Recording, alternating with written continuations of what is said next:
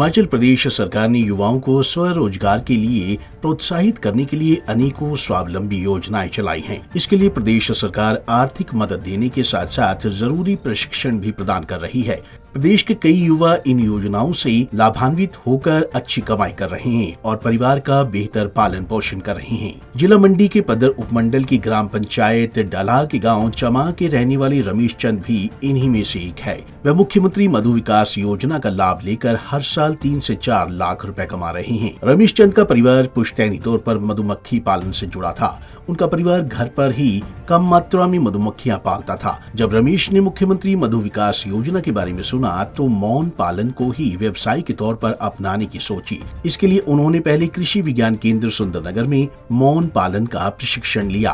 फिर इसके उपरांत बी ब्रीडर बनने के लिए नौनी बागवानी नीवी सोलन में एडवांस स्तर का प्रशिक्षण प्राप्त किया।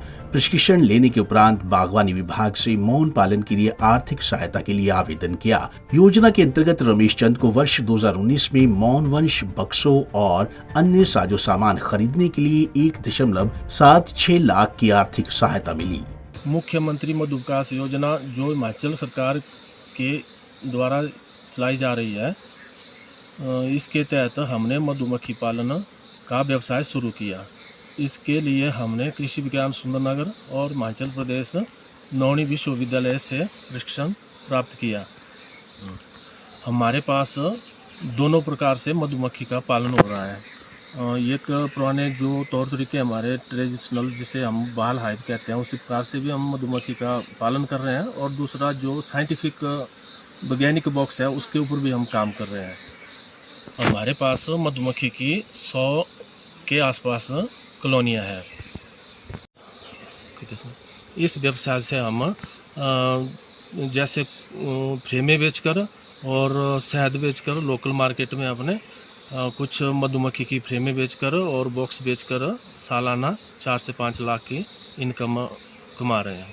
बेरोजगार भाइयों से आग्रह रहेगा कि सरकार के द्वारा चलाई जा रही ऐसी योजना का लाभ उठाकर अपने लिए रोजगार प्राप्त कर सकते हैं। ऐसी योजना चलाने के लिए मैं हिमाचल प्रदेश सरकार का और माननीय मुख्यमंत्री जी का बहुत बहुत धन्यवाद करता हूँ।